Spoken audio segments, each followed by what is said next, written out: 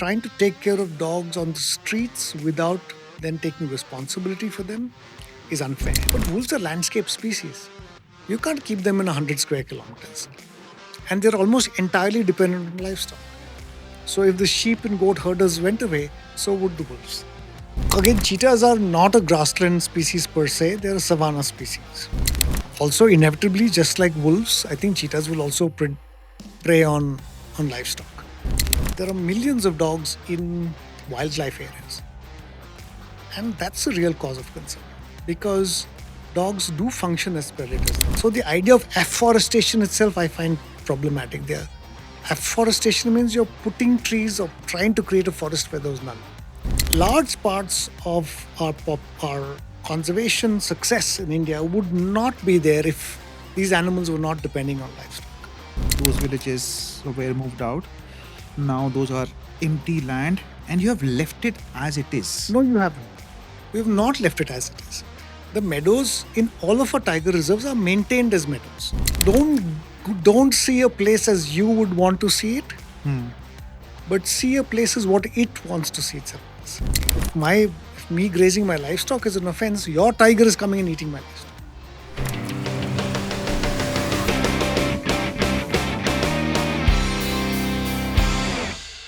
Before I begin, I would like to thank Dozed and Karthik Dave for supporting the podcast. The last episode and this episode also has been supported by him, a dear friend who came on board to support a great cause, which is Some Like It Wild. So we have been told that planting trees will save the planet. Street dogs, stray dogs, free-ranging dogs are actually the community dogs and the community should look after them. Bringing cheetahs to India is like a big, huge achievement and a win for India itself.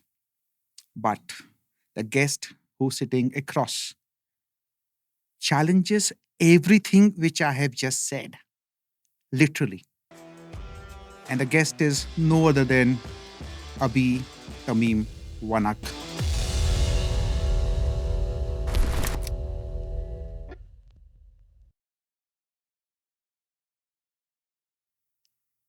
Dr. Abi, I am intrigued. And I'm really looking forward for having this conversation. Thank you, Rohit, for having me on, and it's a real pleasure to be here and to talk to you. Let's start off with something which is, I don't know, I should say bit controversial, contextual. But yeah, it is something which you have said so many times, and a lot of people have different opinions about what you have said it. And the what you have said is very clearly that feeding street dogs is misplaced compassion. Animal lovers will obviously have a very difference of opinion about it. They may not even like it. They may even hate it, what you're saying it. But before I hear your viewpoint, I want to just go slightly deep into it and talk about the scale. Like how many free ranging or street dogs or stray dogs, what we have in India, how many rabies cases do we have in India on a yearly basis? Why do you feel that it's a ecological force rather than an animal welfare issue? And how many deaths because of the dog bites? So that's something which I would like to know about it. Okay, since you've put me on the hot seat here, and we're starting off with a fairly hot button topic, given the recent Supreme Court judgment, I have I've been studying the issue of dogs for almost 20 years now. And the way I've seen it and the way I've thought about it has also changed over time. But one thing I've been fairly consistent on is that our relationship with dogs in India is very problematic.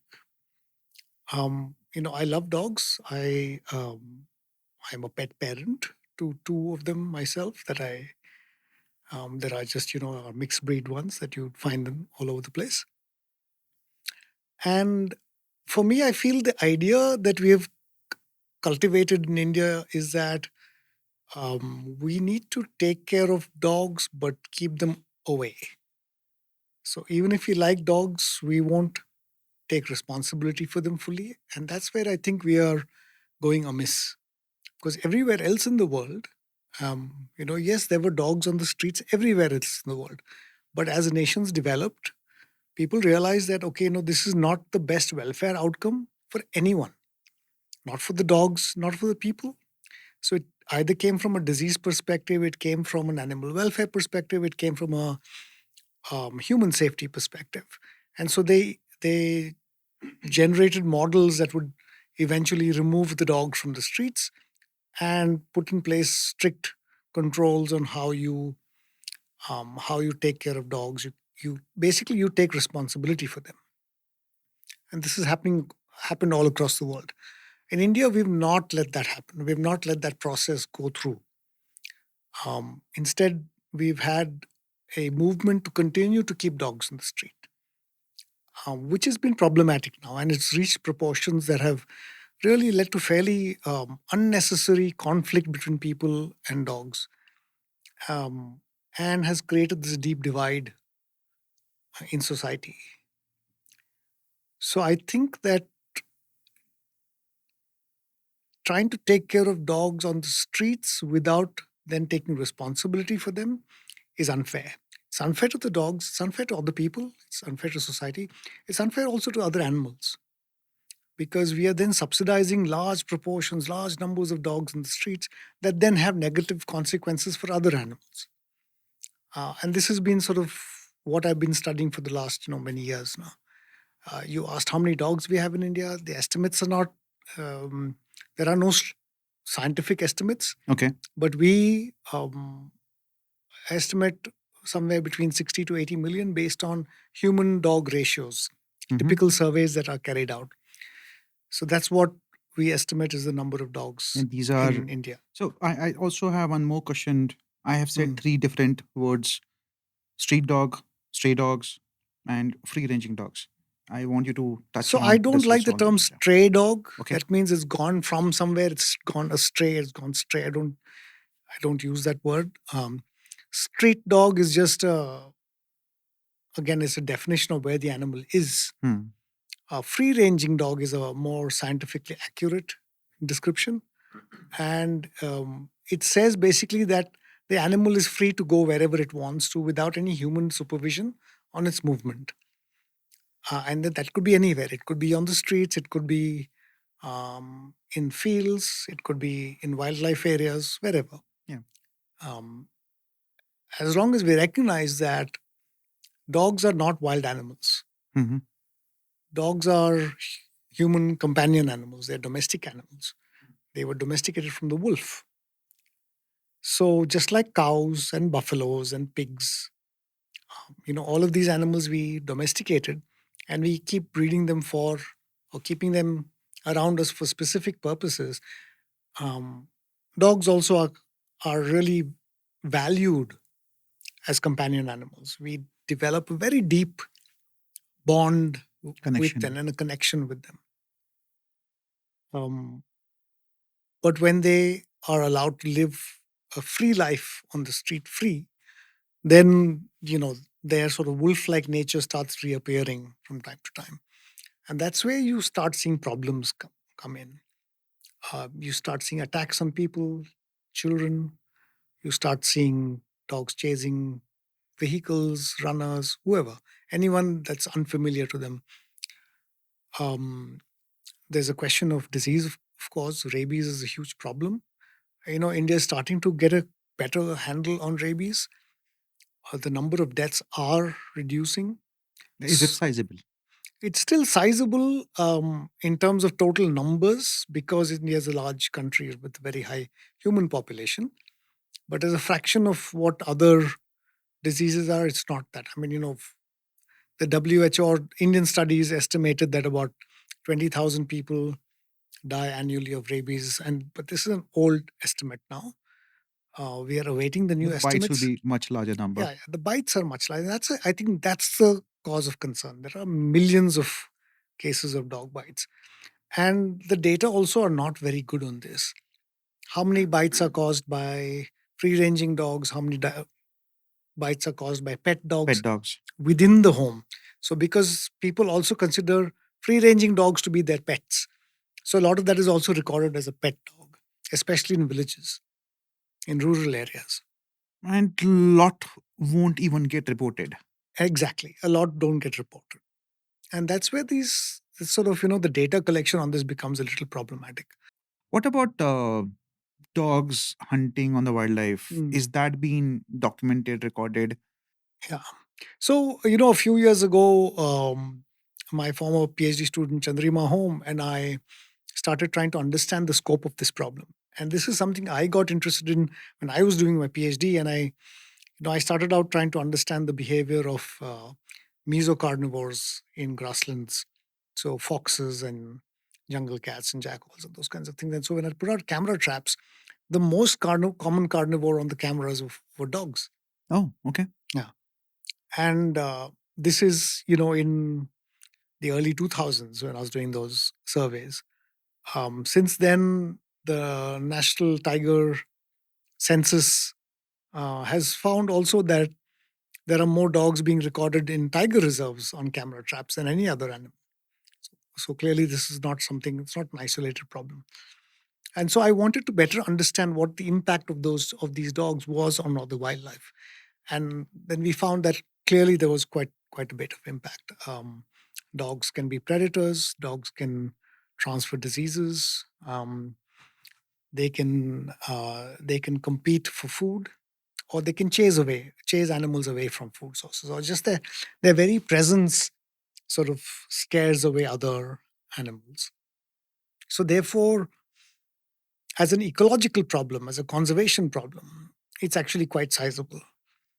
From if you move away from all the noise around dogs in cities and people feeding them and people not wanting them around, etc., if you move away from all that noise, you still realize that there are millions of dogs in wildlife areas.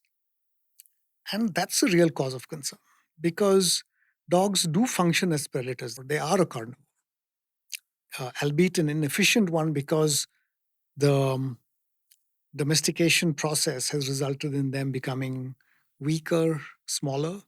So they're not as efficient a Hunters. hunter as a wolf pack would be. But that doesn't mean they stop hunting or they don't try to hunt. They also form a pack. They also form packs. And the thing is that even if they're unsuccessful for a herbivore or for a prey, there's no difference. It's still being chased. It's still involving a lot of stress, a lot of energy expenditure there, and especially when they're in these mixed human dominated landscapes. And unlike wild carnivores, which occur at low densities, dogs occur at very high densities. So there's repeated attacks or repeated chasing. So then there's a lot of stress on these animals continuously. So that's an issue. And that's an issue that we simply have found no way of tackling. What about sterilization? See, I thought that there was some program called ABC Yeah.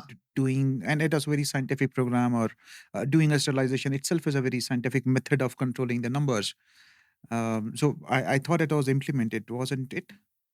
No, see, this sterilization as a concept sounds good, but it faces a insurmountable task of the numbers required. So now let me put as two different areas. So we are talking about city areas and we are talking about the wild areas. Now, if sterilization, ABC, all those things came into the play, why it couldn't be done in the wilderness areas? There are several things. One, sterilization doesn't work immediately. To sterilize or to see a reduction in population, you'd have to sterilize close to 70 to 90% of the population within a very short period of time, and then maintain that rate. And then the population will come down after 10, 12, 15 years. Okay. You can argue that, okay, in cities, this is fine because we'll manage somehow. But a sterilized dog will still chase animals, will still go and nothing else happens to them. They're still there. Yeah, they're there. So from a wildlife perspective, or even from a human safety perspective, there's no difference really in terms of having a sterilized dog on the street and an unsterilized one. You're So what's just the solution? slowing down breeding rates. Yeah, so what is the solution? Is culling a solution? No, culling is not a solution either. The culling is because culling also won't work. I mean, it'll work if you do it at again this 100% rates, but populations will quickly start recovering if you put a pause on it. Yeah, but pause is sterilization, and that has not worked No, till no, date in India for because it sure. also hasn't been done at those scales that are Yeah, we required. still have 60 to 80 million dogs. We'll simply not be able to achieve that scale. So are you saying there is no solution for this problem? The solution is that there's no silver bullet solution. Like with everything else in India, it requires dedicated effort. It's complex. And so for us to solve it, we need a whole of society approach, which means that we need to rethink our relationship with dogs. Yeah, we find want dogs to as have more like a companion yeah. for human beings. So let's start valuing them that way, no? But when I look at the wildlife perspective, and I don't know if you have seen the reports recently that in Kana itself, couple of tigers, almost 8 tigers died because of the canine distemper. Under WPA, is there a section, is there a policy, is there something by which we can control the population in tiger reserves or national parks? Yeah, and that's where we'll have to take again more stringent measures. And I think the way to do that is to work with local communities, which is where the dogs are. The dogs are not free ranging by themselves. They're dependent on the local communities who are there. So let's work with them and try and understand, okay, how many dogs people have, because people keep dogs for all sorts of reasons. So can we work with the local communities to try and better understand what is required to prevent those dogs from going into wildlife areas? Can we have better healthcare for those dogs so that they don't have canine distemper virus that can be transmitted to wildlife? Was it the same issue in Gir also recently? In any place, and can we then, and one of the primary things that actually can be done is to prevent free ranging behavior. Okay, so then if people can start taking better responsibility for their companion animals, even in villages, then we'll start finding some solutions for this issue. Because currently people just say, it's a dog, कुत्ता है, हम 2 भाकरी खिला देंगे, वो रहेगा वहाँ पे. But how much do they value them? And we've seen this in places where there's a lot of leopard predation on dogs. There are fewer dogs around, but people also then take care of it, value them a little bit more. They put those collars on them with the nails sticking out. And those dogs stay home. They're not roaming around at night on the streets. So, that the value of the dog itself needs to be increased to people, because right now there's no value. Right now, okay, if this one dies, Tommy mar gaya, theek hai, ek aur aa jayega. That kind another of stuff. Tommy will come.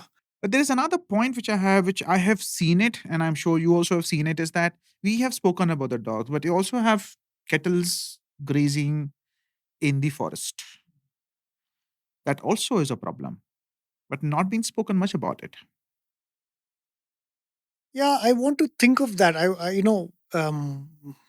So the question then becomes, what is the problem there that we are trying to define? And I think that, livestock, India has some of the highest numbers of livestock in the world, and those livestock are important sources of livelihood for, again, the most marginalized and some of the poorest people. If we think of livestock in forest areas or any other grazing land, and we say, oh, this is overgrazing here, we need to remove those cattle, or there's too many cattle happening. This is actually a bit of a colonial hangover as well.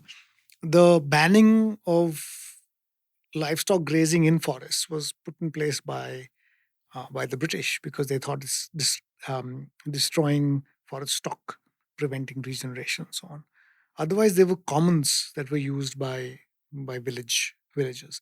Now, obviously, over time, our forests have shrunk, the commons have shrunk, and populations have gone. So the balance between the demand for grazing areas and the supply of it has reduced, has become mismatched. So then we see this huge problem, and then us from the urban conservation community feel like these forest areas should be for wildlife, and so livestock should not be there. They should be removed from there. And I think that's a bit of a problematic perspective, because we are consuming resources from a huge watershed. as city dwellers. Our resources come from very large areas. Whether it's the electricity that we're using here, the water. I mean, the water in Bangalore is brought from the Kaveri River, or it's pumped out from the ground, and anything else that we enjoy our modern lives with. And we are saying that's okay. We don't say that we are a problem, but a villager letting his or her livestock graze in the forest is a problem, and our footprints are very different. So the way we define the problem should also needs to be addressed. And I think if you want to think of it as solutions, then let's talk about the solutions. And we can say, okay, we need to improve the availability of grazing land and fodder. We need to understand what is the economics of keeping livestock. Yeah, but you said some time ago is about that the number of livestock what we have in India also is a huge number. Yeah. So somewhere the balance has gone. But I'm talking about the safety of the animal itself. So that there are two parts to it. One is about the safety because if the tiger or a leopard kills a livestock, there is a problem, and then villagers obviously have an issue with that. It is a wild area. Number two is the grazing part of it, because if we are talking about that particular grass is meant for the wild animal versus a domesticated animal going there and having that same thing. I mean, let's unpack that also a little bit. Please. Um, the relationship between grazing land and livestock and people keeping livestock. I mean, that's very old as well in India. There's no place in India that has not had people and has not had their associated livestock and so on. The relationship, and also people were always, and this was true for a very long time, and in many places is still true, that people were like, yeah, okay, tiger ने खा लिया, leopard ने खा लिया, उसको भी तो खाना है, उसके भी तो बच्चे हैं. They also have kids, they also have young ones, they also need to eat. You still hear that refrain from time to But time. how frequently now? Don't you think it's changed a lot? It has. Why has it changed now? It has changed because the relationship between people and the forest has changed. And that has been an enforced relationship, because now you've taken away their right to self-governance over forests. Some of it was the Forest Rights Act tried to bring some of it back, but there was a huge outcry from a lot of the conservation community about it. But essentially, you took their rights away. You took people's rights to govern that land away, and then they were forced to then leave their livestock out there for grazing, and it became an offense to do so. So if they said, okay, if me grazing my livestock is an offense, your tiger is coming and eating my livestock.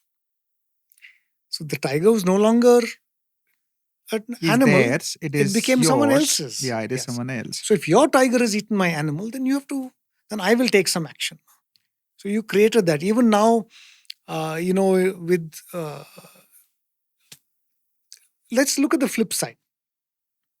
So we talk about tiger populations, we talk about leopards, we talk about wolves. I mean, at least I like to talk about wolves. Large parts of our conservation success in India would not be there if these animals were not depending on livestock.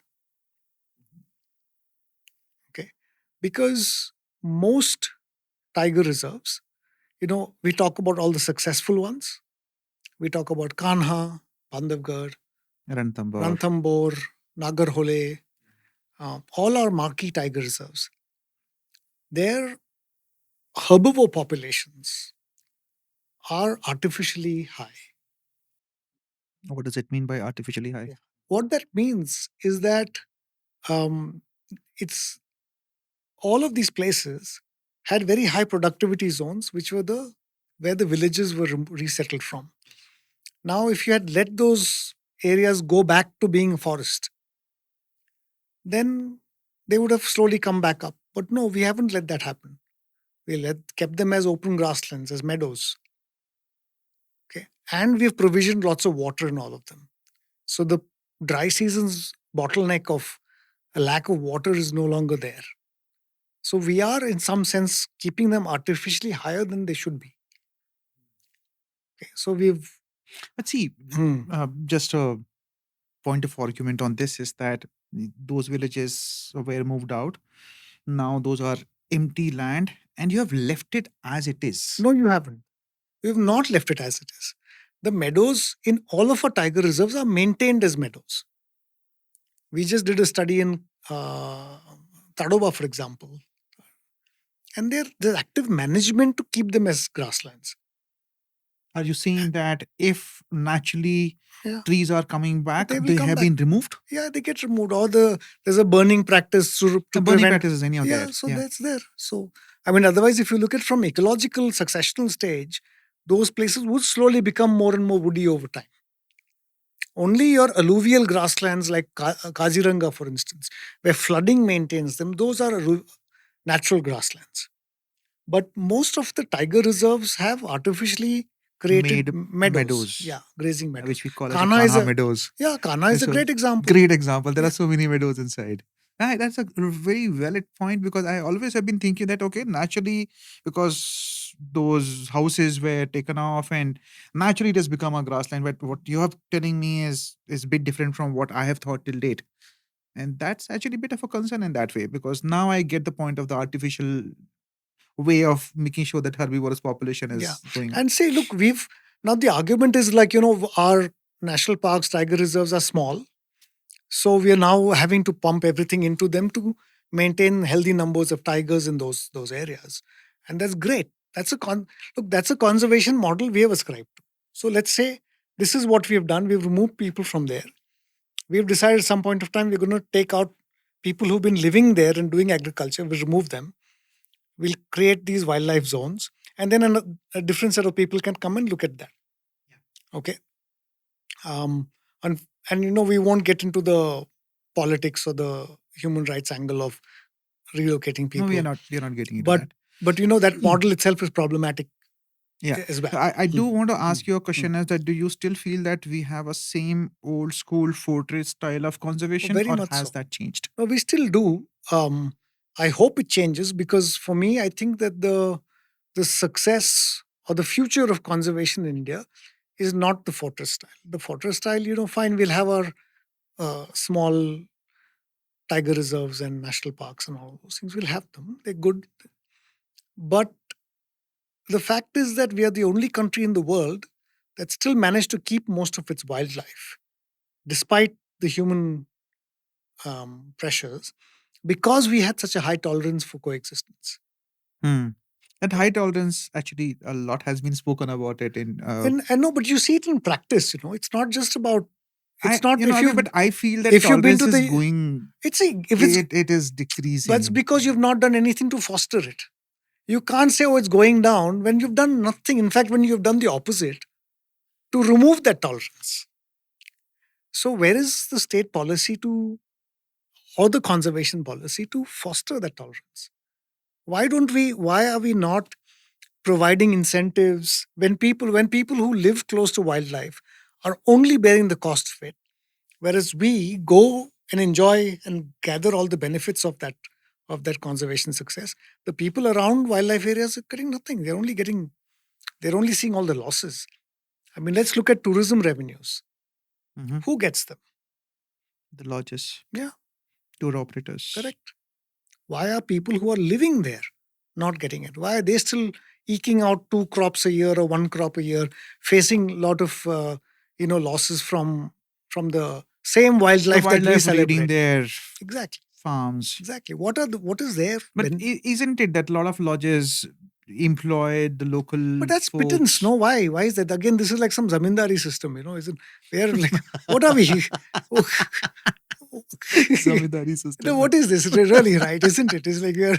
So, what is your model? If you think, say, let's take an example of one of the national parks. As per you, what should be the model? How do you see that community is able to get benefited with the area which has been now called as a national park or a tiger reserve? I think we do need to have a more democratic form of conservation, and let's step away from the tiger-centric conservation let's for a move away moment. from that. Let's look at a broader picture. Sure. Now let's talk about where all of our wolves live, where the black buck live, where the chinkara live, the foxes, and the non-large mammal, non-charismatic large mammal populations. So 80% of India is still outside, is non-protected, no, from the. But there's huge amounts of wildlife there.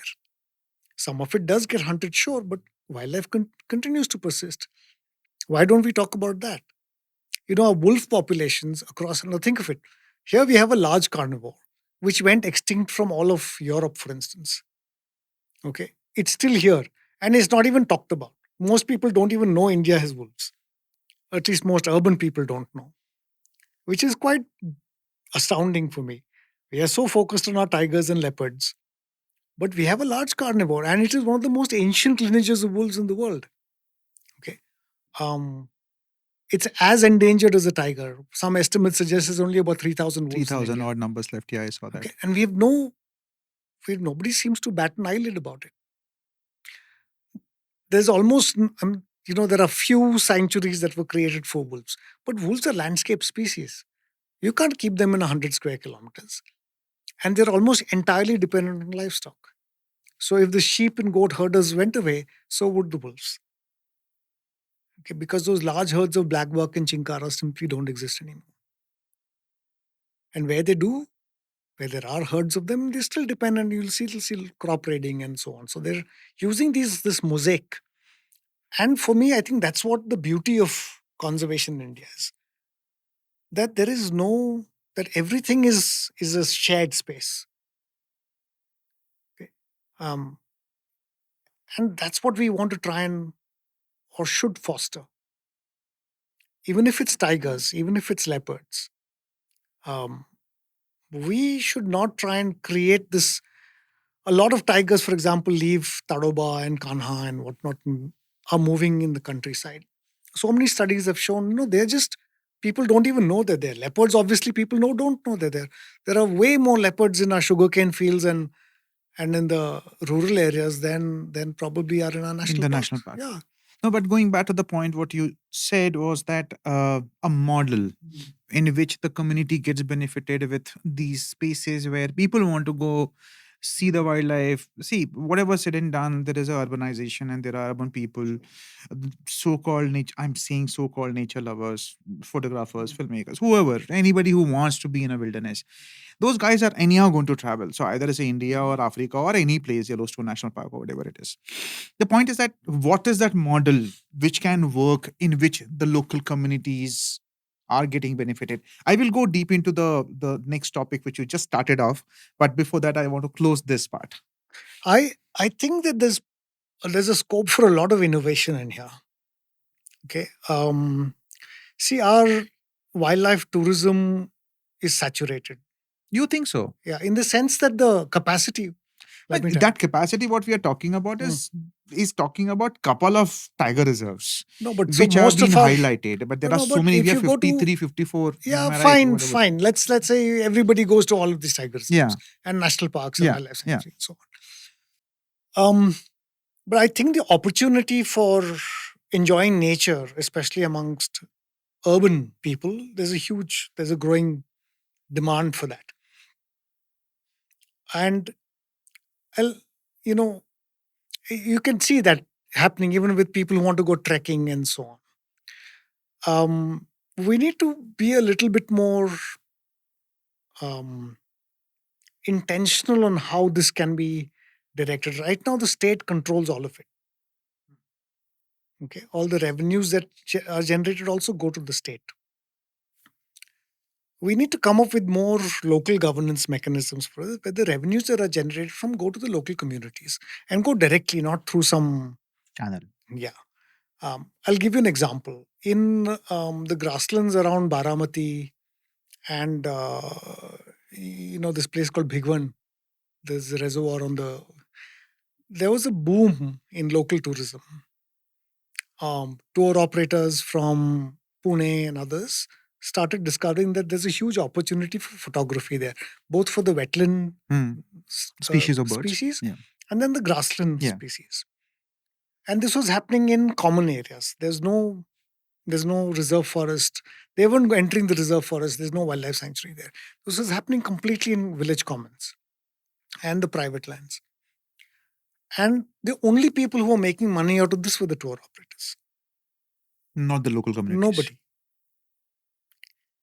So that's where there's a scope, for instance. Yeah, but I'll give you another example. If you look at Bera, for example, that also the leopards are not in the forest, they are on the revenue lands.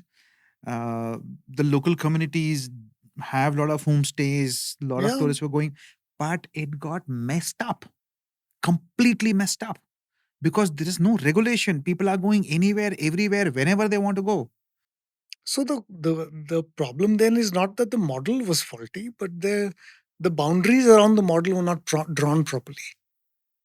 What is and forget wildlife tourism. Why look at any of our hill stations?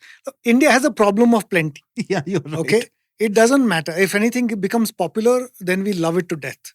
So that's not a unique problem to this. That's a problem that's common to everything that we do. Yeah. So when you spoke about Baramati, I spoke about Bera, and we spoke about tiger reserves. Today morning. Yeah. Sorry. Baramati also the same problem happened. People started driving everywhere. Then the forest department, they had to step in. They have to step in. Okay. And said, okay, now we'll put a circuit. Yeah. A safari circuit. We'll charge you 2,500 rupees or something per seat. Yeah. Whatever the number Whatever the number is. Yeah. Okay.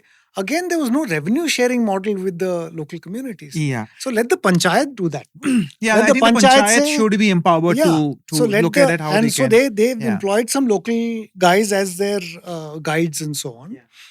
But actually, the revenues should not go to the forest department if the vehicles are not going on forest department land. It should go to the panchayat.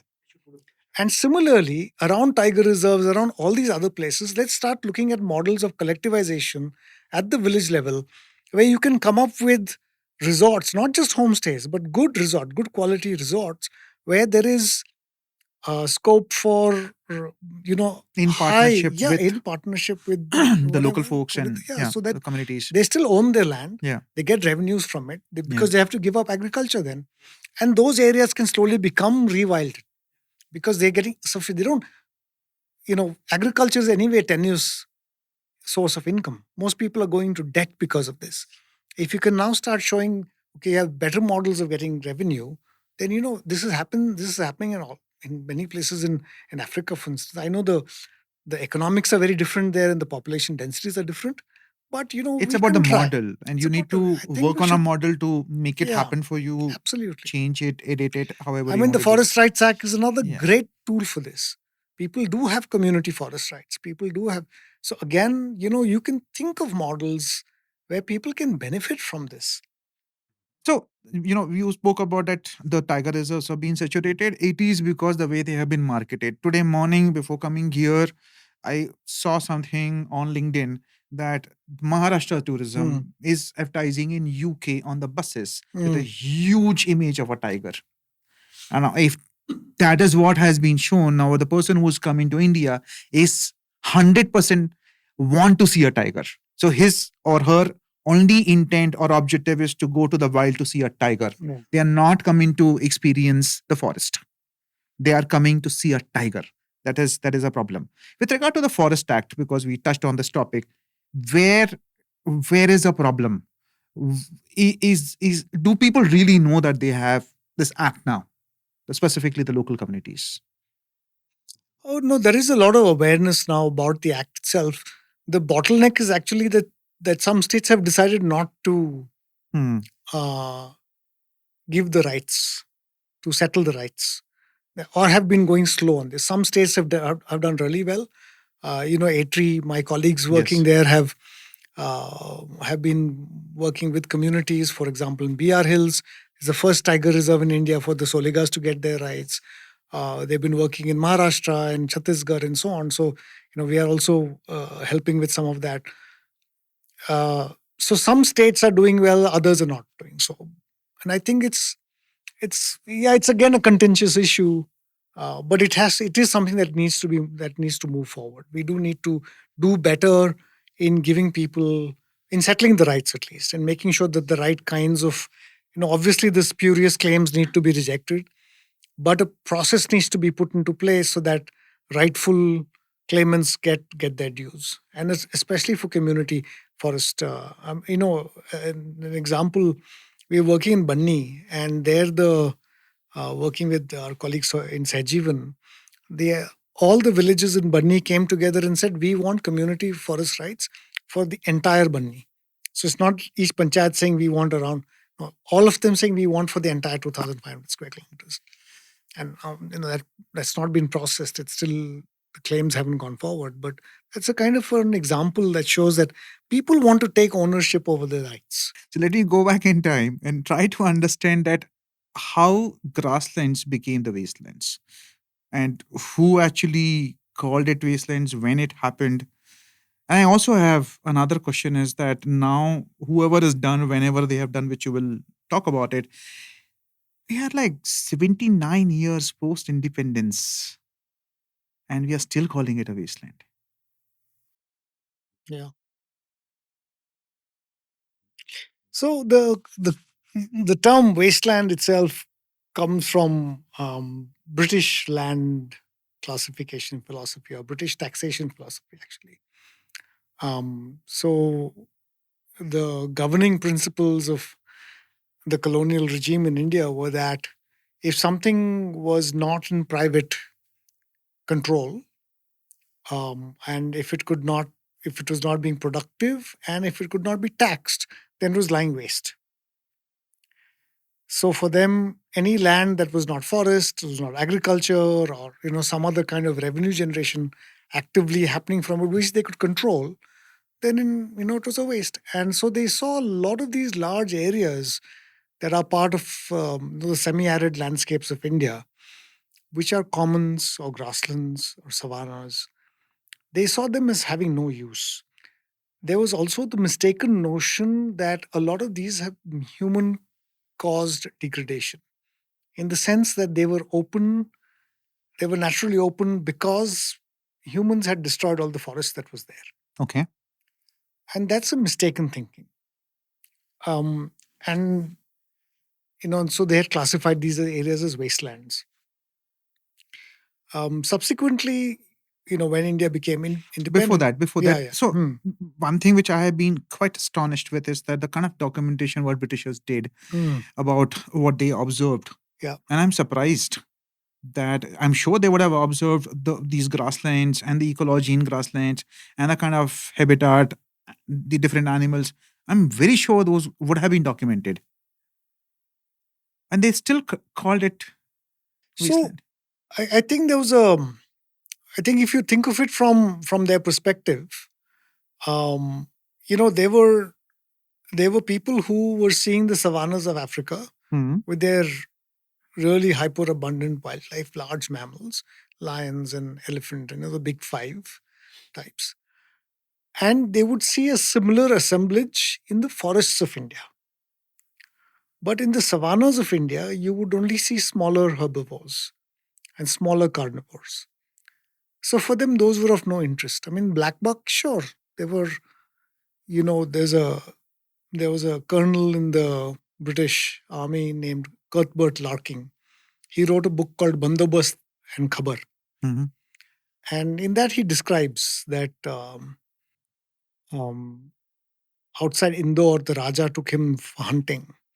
And there were a herd of many thousand buck there, black buck. And they went and shot quite a few. And he also describes traveling through the Deccan near Hyderabad, seeing animals, wildlife, shooting. All of those things are well described in all of that. So that's not like they didn't. Obviously, cheetah hunting was happening throughout that region. So they were well aware of the fact that this place does have animals in it. But I think for them, as a comparison, so they had the forests of India, which was lots of tigers, very exciting, elephants, rhino in the Himalayan foothills.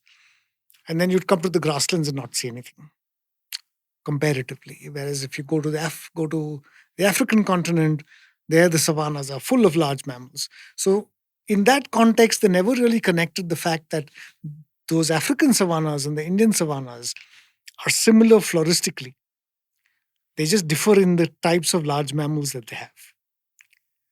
So for them, it was more about, okay, these are all grazing lands, common lands used by villagers, especially poor villagers, and they have no value because, it's all this scrub and degraded. So then they called it wasteland. Now, what they called as wasteland also, in the revenue records, the idea of wastelands has also changed over time. In more modern India, I think the 80s and 90s, the government also came up with the National Wastelands Development Board. And their idea was again drawn from that because these ecological principles have only recently been talked about. Um, so for them, it was, how do we convert all these wastelands to more productive land uses? And in fact, the idea of the Wastelands Development Board was that we should that they become wastelands because of certain degradation that's happened, and that they can be brought back to productivity, regreened through some soil and moisture conservation. So it was in some ways really it was in some ways an idea to ameliorate the problems that were there. Okay. What's happened subsequently is that a lot of those were converted to agriculture by bringing into irrigation, or then they were converted to other uses, industry, so on and so forth. Um, the idea of the wastelands also has two sort of definitions to it. One is what's written in the revenue records, and the other is what's classified as wastelands by the National Remote Sensing Center. And so that's what the second part also then becomes problematic because that became then a land cover classification. So then you decided that scrublands, grazing lands, rocky plateaus, snow covered slopes, all of those would be glaciers, marshy areas, waterlogged areas, would be classified as wastelands. That's an administrative decision, Amar. That's a scientific administrative decision. It's just a land cover category. If you remove the term wastelands from it, it's still the category underlying is still scrubland, grassland, or degraded grassland, or whatever it is.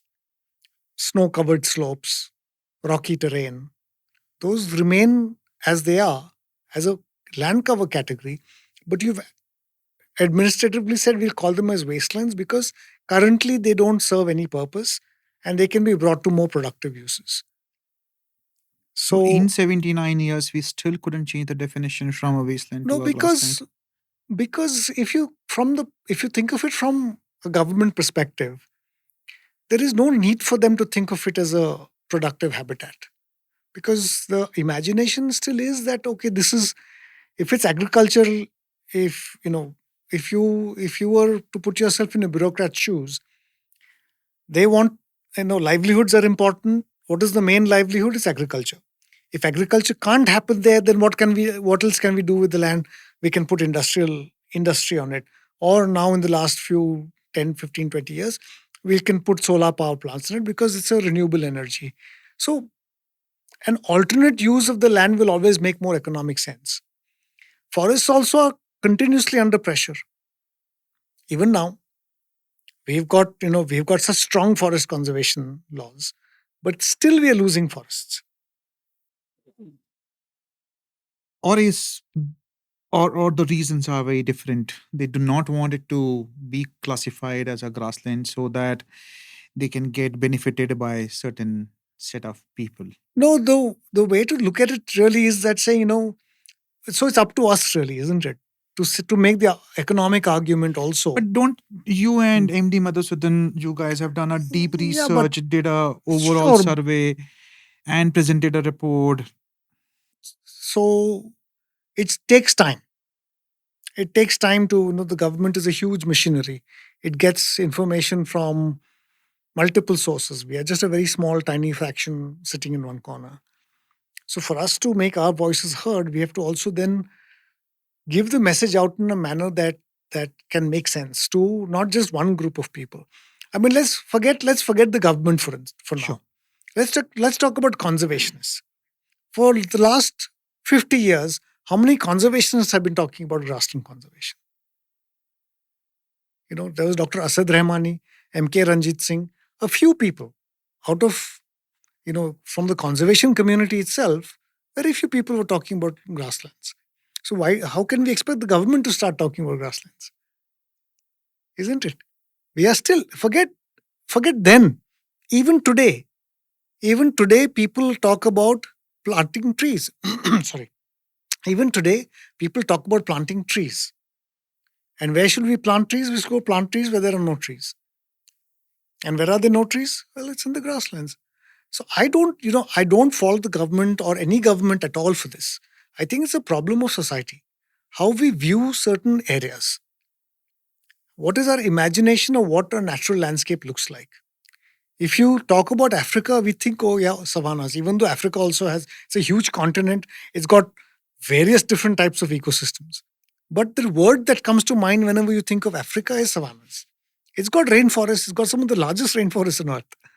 It's okay. But yeah, the imagination when It's we talk always about Africa correct. is Similarly, the savannas, imagination when you talk about India is is forests with forest. tigers. Hmm. So we have to also think a little bit more about what we are a diverse country as well, and in fact we have more savannas and grasslands and deserts than we have forests. Yeah, let's Hmm. go a bit deep into the grassland ecology. So as we are now talking and we have opportunity to talk about and educate people or make Hmm. them aware, let's talk about the grassland Yeah. ecology. Hmm.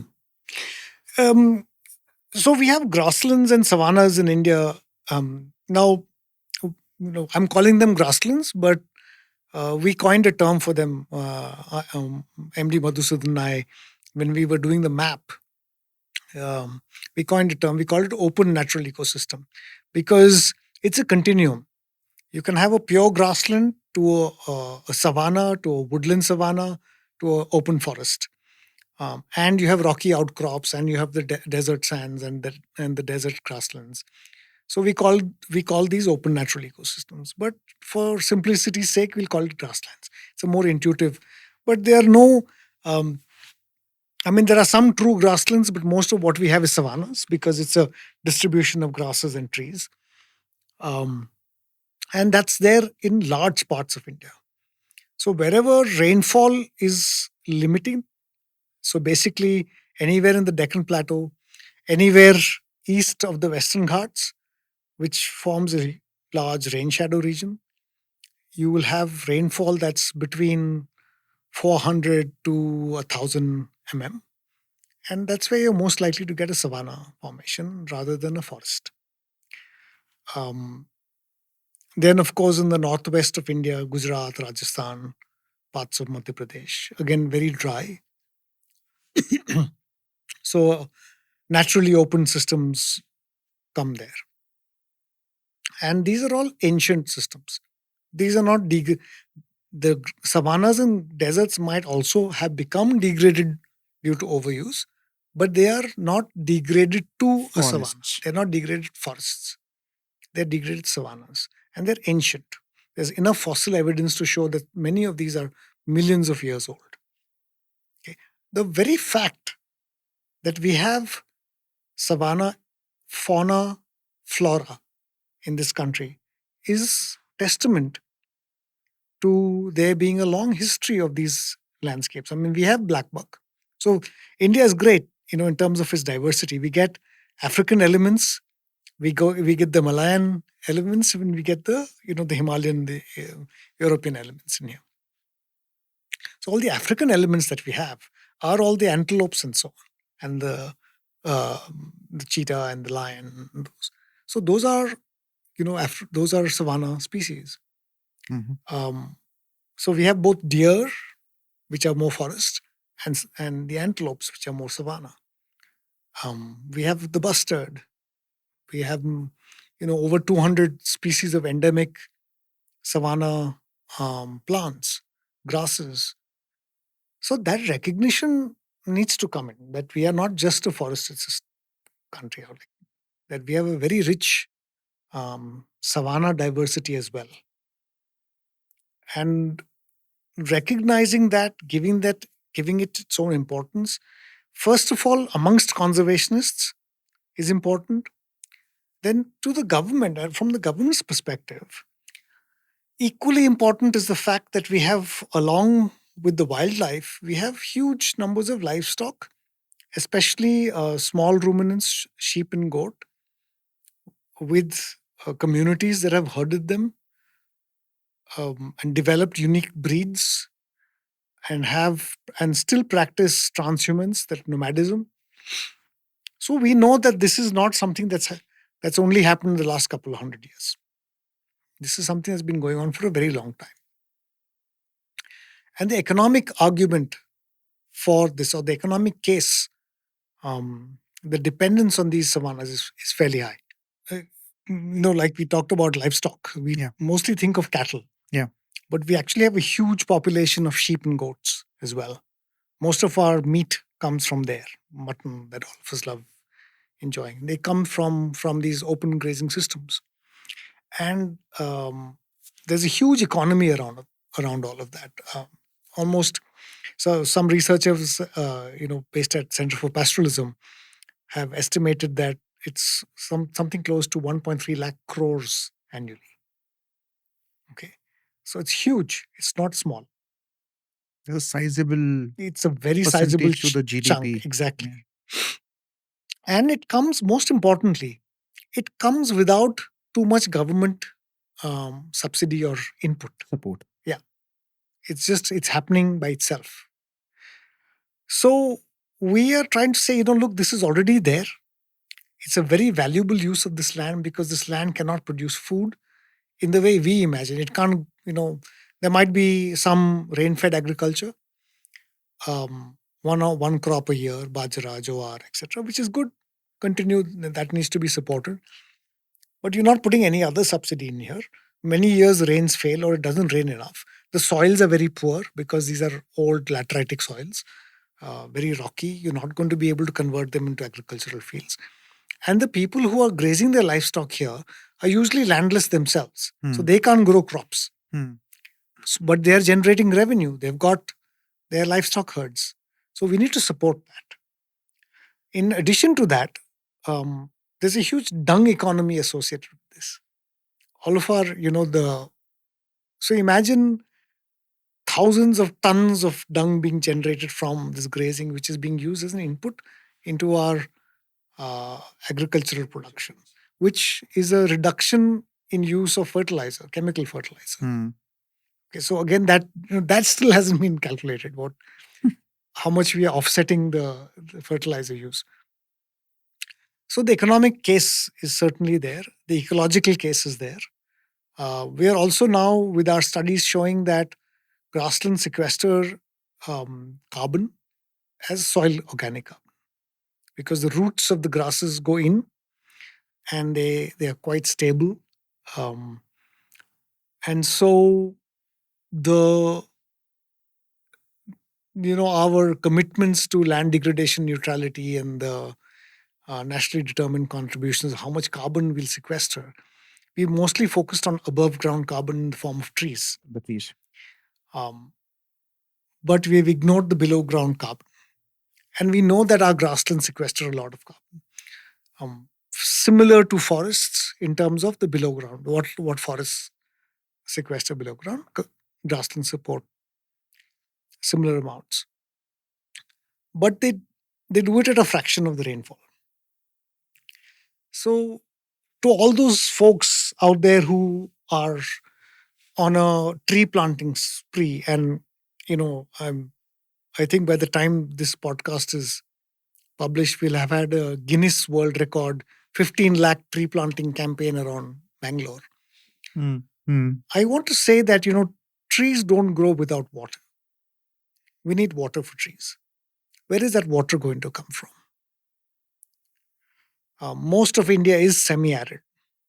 It receives less than 800 mm of rainfall. And you can't grow a forest without water.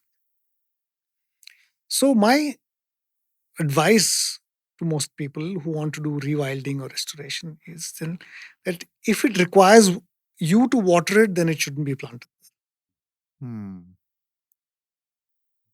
Interesting take. Yeah, because otherwise then, you can't sustain. It's not natural, right? You are trying to recreate some natural kind of vegetation. It's not a garden you're growing in your backyard. So the idea of afforestation itself, I find problematic. Afforestation means you're putting trees or trying to create a forest where there was none. But if there was not a forest then there was something else there. that is probably just as valuable as an ecosystem. And so also the idea of greening the desert.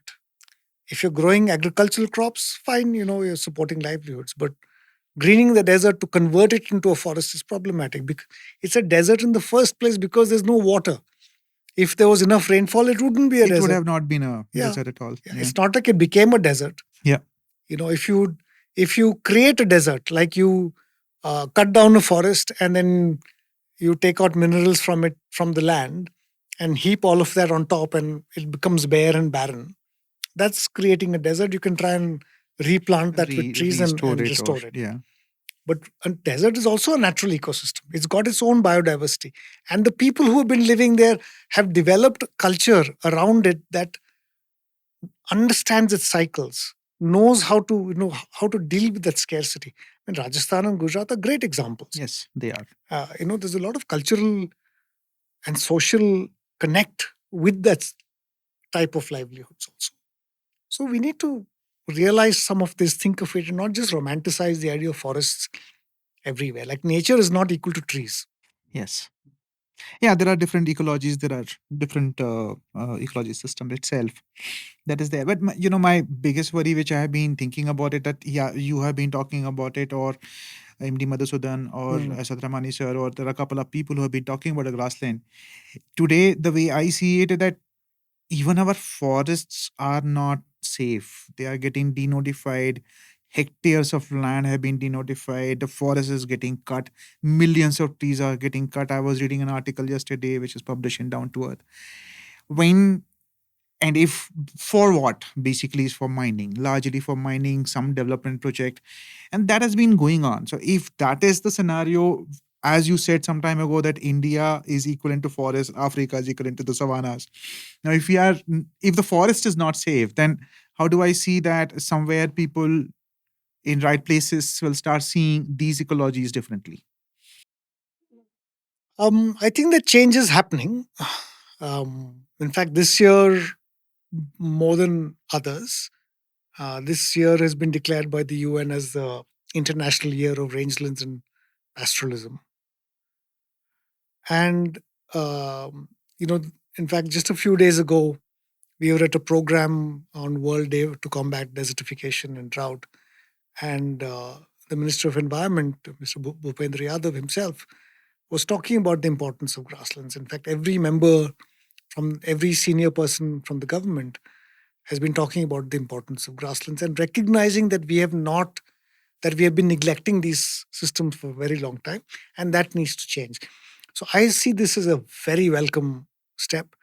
I'm happy that some of the advocacy that we've been doing on it for years has gained traction, and I actually think it was inevitable because you can't ignore such a large tract of land with so much ecology and with so much dependence of people for too long, because it will something has to give, right? Also, the government is very keenly aware that you can't just keep planting trees year after year and not seeing the results. Their own reports are showing that. Mm, Many folks have said, we are doing this, but nothing survives. So now we are bringing in the idea that you can start restoring the grasslands itself. And there are many scientific institutions that are on board with this. Many state governments, in fact, recently I read that state governments themselves are now saying we need to map the grasslands in our state, and have approached the FSI for this. The recent meeting of the National Board of Wildlife, the Standing Committee of the National Board of Wildlife, um, they two things emerged from that meeting, is that one, the grasslands need to be mapped, and two, the dependence of pastoralists on grasslands need to be properly understood so that they can be also better served. So this is a very welcome change, and I think at least the recognition has come, and I think that it's only a matter of time before we can start seeing a lot more action on the ground to start conserving. And that's so positive. news actually. If somewhere government, forest department, ministry started acknowledging this, and they have now been aware about these ecosystems, and they are acknowledging it, and even talking about the pastoral communities, this is very welcoming change in that way. So there is something which I want you to talk about, is that there are a lot of people who want to do the planting drives and want to do the afforestation, barren land that need to be restored and do a plantation. What advice will you give it to them? I have a simple advice, and I'm just reiterating what I said to you before is, um, you know, don't see a place as you would want to see it, Hmm. but see a place as what it wants to see itself as. And what it wants to see itself as is based on the soil, it's based on the geography, it's based on the climate, the rainfall. So let the land tell you what it can grow. We shouldn't be trying to force our imagination of what we think it should grow. And if we do that, then we are going to have serious consequences. I mean, an excellent example of this is us trying to grow rice in the most dry places, or sugarcane. Punjab and It needs a Haryana. lot of water. Yeah. We have had to divert rivers to do that.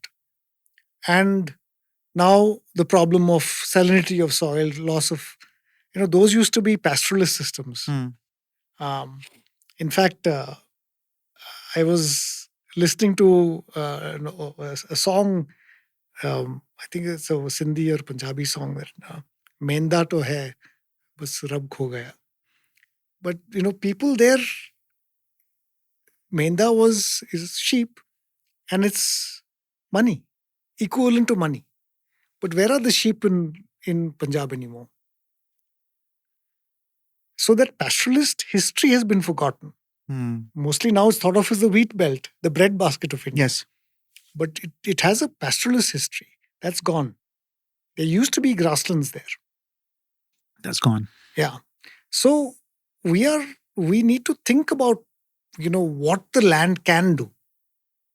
We can say, oh, we wanted to do this. Sure.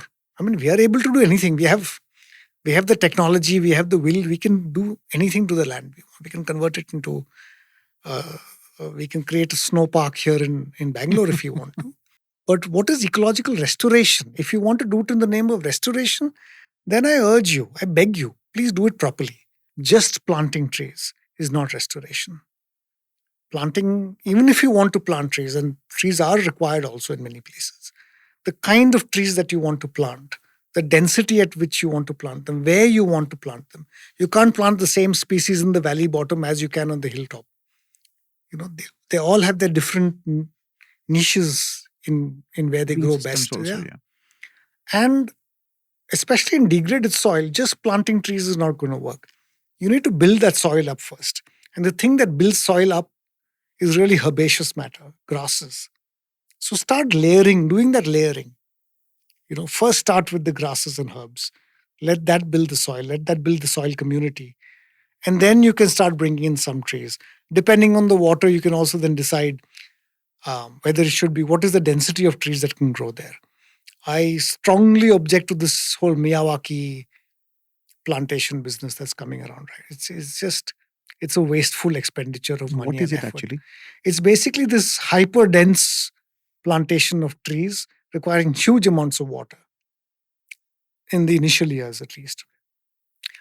And what it does is it creates a lot of competition, so trees grow very fast. Oh, okay. Okay, so you can create these small patches of forest, so to speak, quote unquote, in a very short period of time.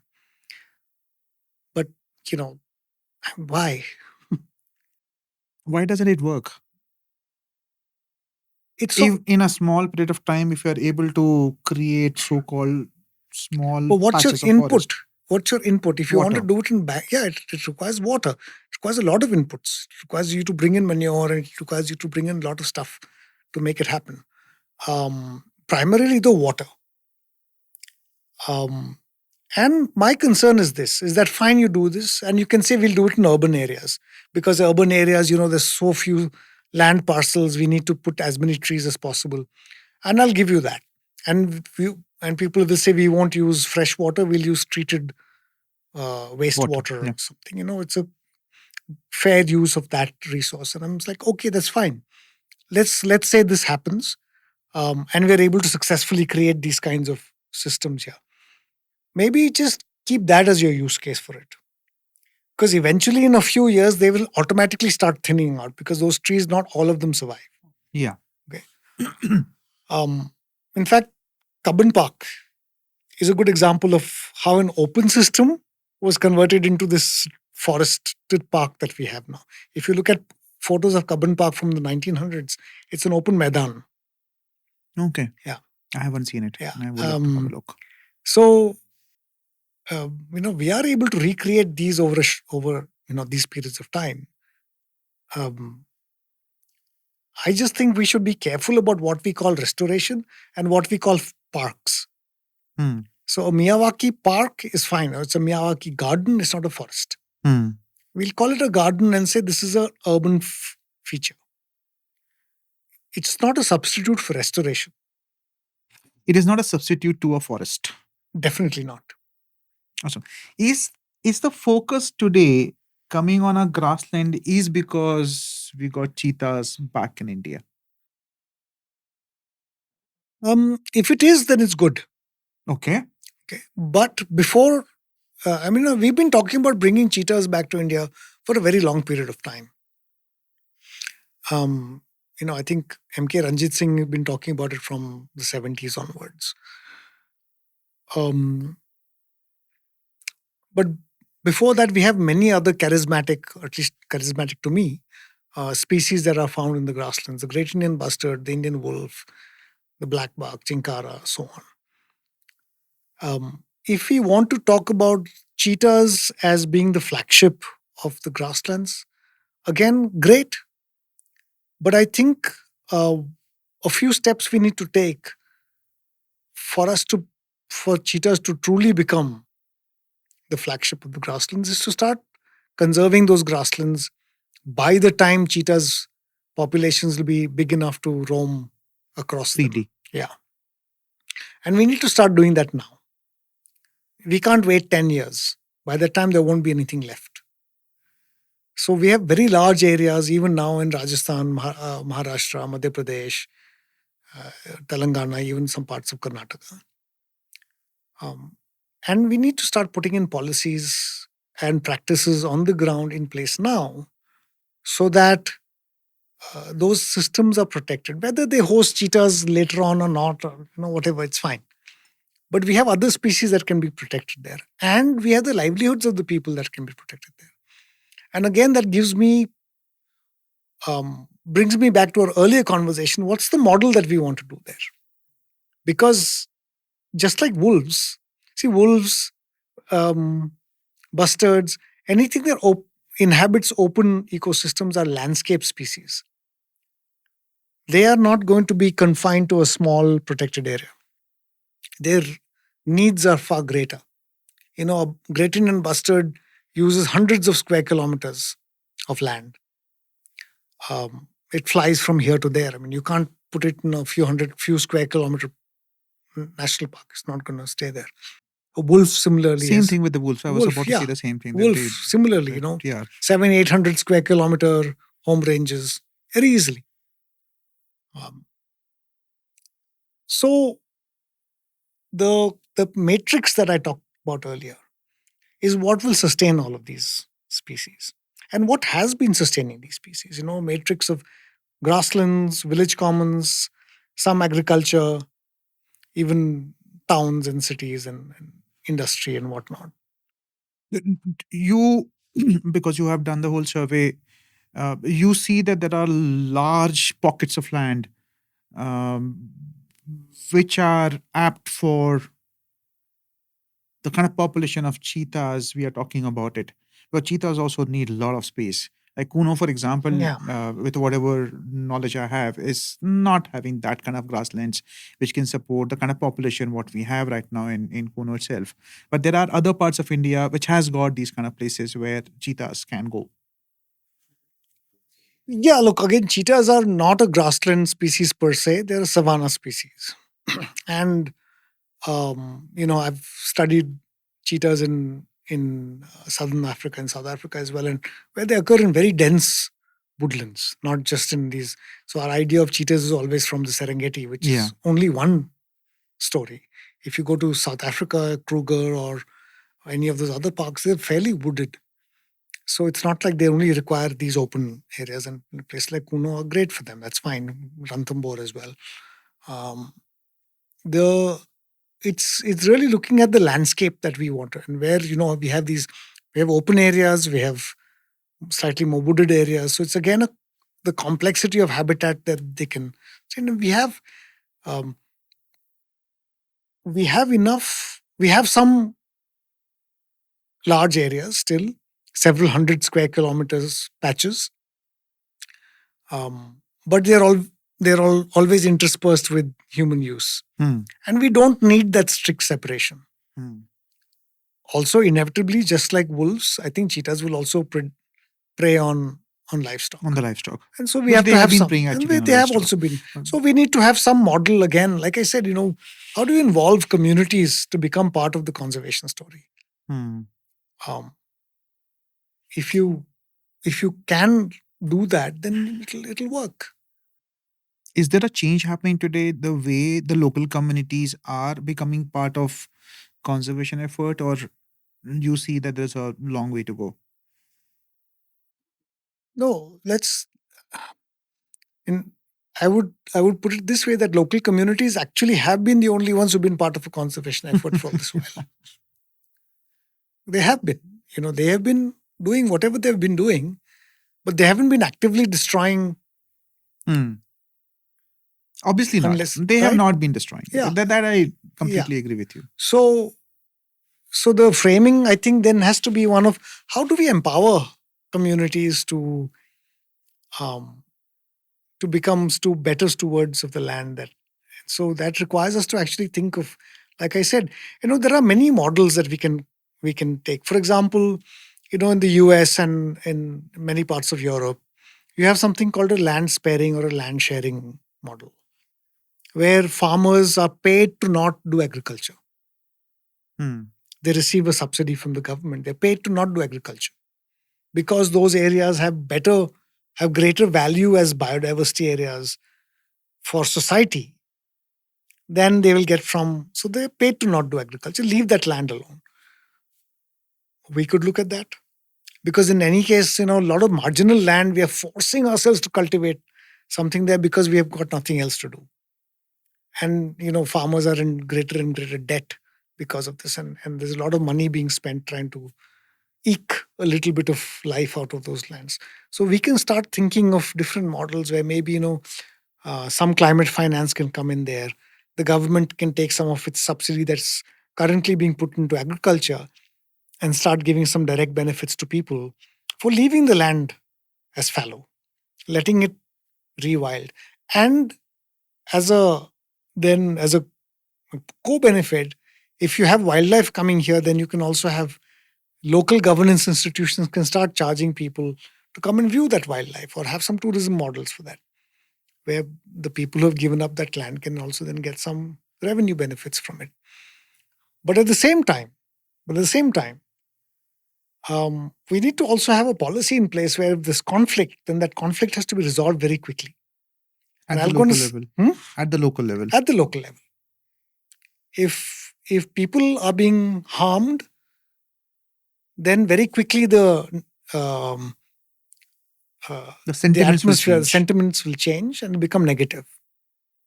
So you have to step in quickly. You can't dither, and you can't have all this candlelight vigils for man-eating tigers. No, it has to be taken care of quickly. The amount of money which was spent for the cheetah project, and when we have other keystone species in our grassland, I somewhere not able to understand is that why they didn't get their share. If we talk about wolves, talk about GIBs, we have some 150 odd left in the wild, and there are other species. Somewhere we have ignored our own species, and we are getting a species which existed till 1950s and then bringing it back from Africa. is still not properly fitting in my head. I think maybe we should ask. Let's turn the question around and say what do we require for doing conservation of species in India? What is the money that we require? How much money do we require? Where can it come from? And then we'll find that the money being spent for cheetahs is actually quite small. I mean, in the grand scheme of things, we have the compensatory afforestation fund, the CAMPA fund. Yeah, it's a huge amount of money sitting there. Um, how can we use those funds to better use for conserving our for example, the Great Indian Bustard, the breeding program has been successful. They've been able to raise chicks, and now In the they've captivity, started yeah. in captivity, and they started that head starting program in Gujarat as well. But I think that we want to think about how we can start conserving the habitats first. And that's where I think we should start putting a lot more of our money that we've got, either in Campa or in other areas. And I think money is not an issue. Um, the Intent is the issue. the no the in not even if the intent is not an issue, it's the design that's an issue. So we need to start thinking of how we can design it in a way that the money can be spent properly and achieve the results that will make sense for us in the long run. For example, um, in Maharashtra and Gujarat and many other places, all the grasslands that are still there, they've because the bustards have gone from there, they sort of people have started losing interest in those lands. So we shouldn't have to wait for something to come back before we start valuing something. Why can't we start valuing it in preparation for something to come? Yeah, but the reason for the GIBs to go in these kind of landscapes are very different. They were a complex. So GIB going from those landscapes was a complex issue. Some of it had to do with conversion of land to agriculture. Some of it had to do with local resentment. So you can start addressing those issues now if you want to see GIBs coming back here. I mean, Ahmednagar still has, or Nagar now still has huge hundreds of square kilometers of grasslands where GIBs can be found or can be reintroduced. Same thing for Gujarat, same thing for, Rajasthan, they already have them. But we can start thinking of those landscapes now, of what their potential can be for wildlife and biodiversity in 10 years, 20 years' time. And which are the largest patches we need to start thinking about conserving, or at least managing in a manner that makes sense now. Because if we don't have that landscape level conservation plan in place, then there are other routine, practices or routine forces that will keep fragmenting them into smaller and smaller parcels. And then we won't have anything left by the time we can think of, okay, we've got enough GIB or enough cheetah to put in place. Yeah, I mean, basically, you're talking about doing a breeding in a captivity, and then we will find that we have no spaces to release them. Yeah, I mean, so that's why the cheetah plan needs to also have a habitat plan. So for me, that's what we need to work on. Yeah, that's a major issue. What we have currently is about the habitats. Talk about even our keystone species, why the world wants to come to India, or say from a wildlife tourism perspective, has been tigers.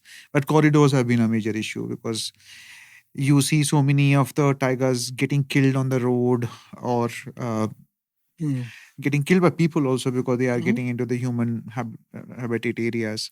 Those factors are very, very much important.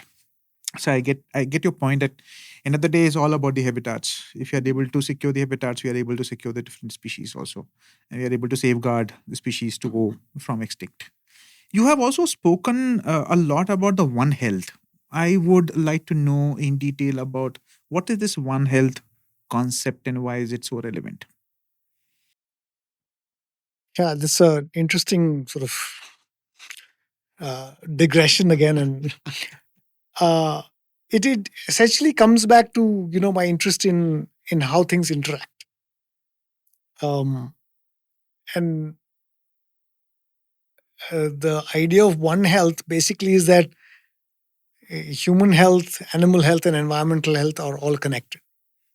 So if you for healthy humans, you also need healthy animals and a healthy environment. And it's a simple concept. I mean, it's also deeply rooted in Indian philosophy. Um, the idea of this itself came about, it comes back from the first topic we started discussing, dogs. When I was studying, dogs as part of my PhD, I realized that one of the aspects we should be interested in is disease. And then I started looking at disease from a conservation perspective to also from a public health perspective. And that's when I realized that when we think of disease, especially infectious diseases, zoonotic diseases, we are mostly looking at them from how do we prevent or treat it for humans, and only from the human side of it, or from the domestic animal side of it. But the ecology of these diseases, at least in India, has not been fully explored. And so this is where the One Health concept is really useful in trying to better understand this. And some work that I did then, especially in terms of rabies, trying to understand rabies, was to better understand the ecology of the animal itself, the dogs, the ecology of their interface with dogs and with wild carnivores, and how it can be controlled in different human settings.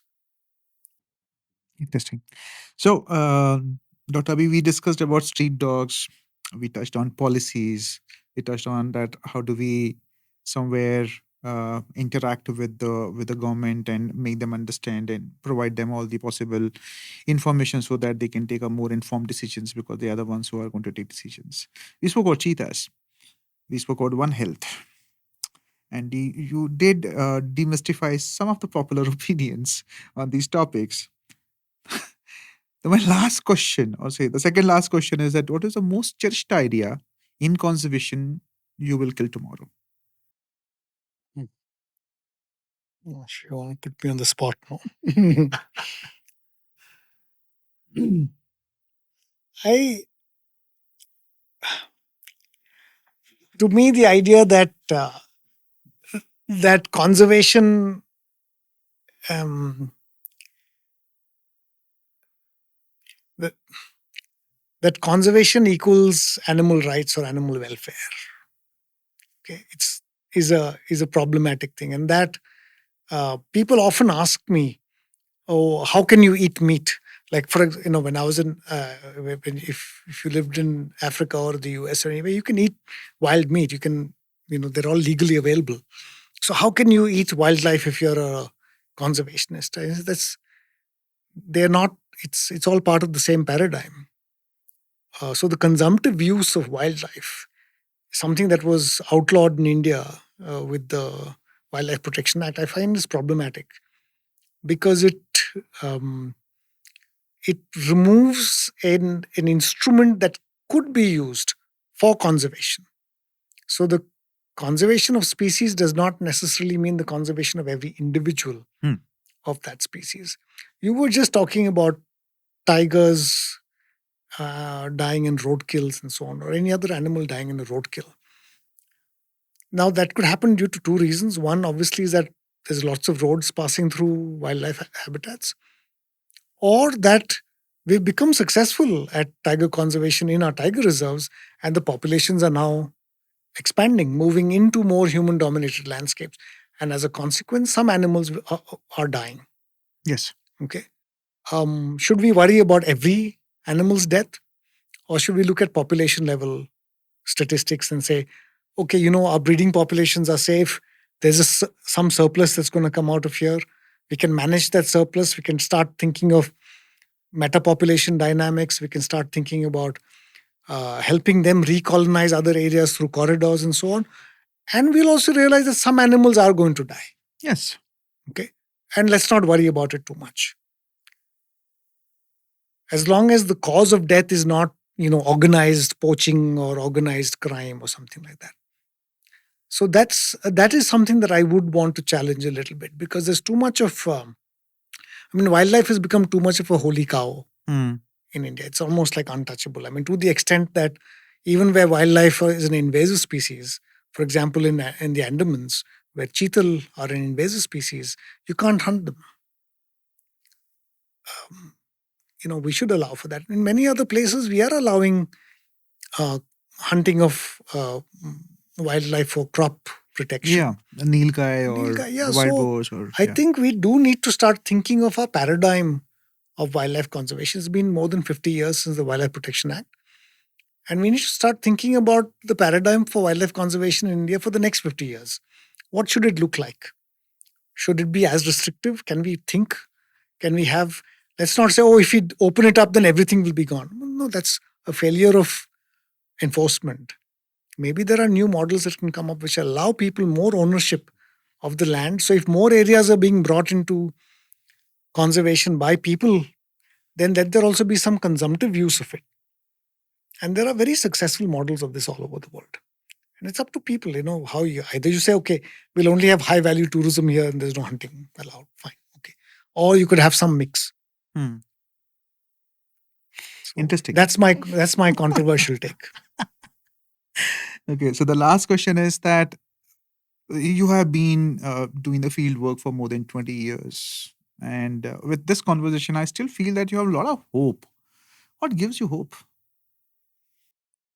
Um, I have hope because um, because I think that the way the trajectory of India's growth is going, we'll see more and more urbanization happening, which means that a lot more land is going to come out of unproductive agriculture and then potentially become available. So this is a demographic transition that's happening. And if you're able to now plan for that transition, then we can have conservation spaces, um, or spaces for conservation becoming more available. And we need to plan for it now rather than think react when it happens, because otherwise it might be too late. Then you didn't put the land policies in place early enough that this would happen. So I have some hope that we are going to, at least, I mean, look, we've already been successful in preventing the extinction of anything more or less in India, and let's all pat ourselves on the back. Okay, we've done a good job despite all the pressures. Only now Europe is talking about, rich Europe is talking about rewilding, is bringing back wolves and bringing back jackals and whatever. Some wildlife is starting to return to those depopulate lands. Yeah. The same for the US. Whereas, in India, we've done reasonably well to preserve most of our fauna and flora. Obviously, there's going to be a lot of pressure on it. There's going to continue to be a lot of pressure on it. And I think, as we grow and mature and we start valuing these landscapes and people start nurturing the relationship we have. So not just letting it be as we have a lot of tolerance, but actually nurturing that. Then I think those I do believe that we will serve as a good example for the rest of the world, and I'm convinced that the future of conservation, the future of conservation in India is outside our protected areas. Protected Yeah, areas. it's here amongst people, and we're going to see more and more of that. It's inevitable. Thank you, Abhi, Dr. Abhi. It was lovely, lovely chatting with you and having a very deep dive on certain questions. I'm very sure that audience also will be able to consume and relate with. Some may not like it, but I think larger audience will be able to understand your perspectives on different topics which we have discussed. Thank you for joining us. It was a great pleasure talking to you. Thank you. Thank you, Abhi.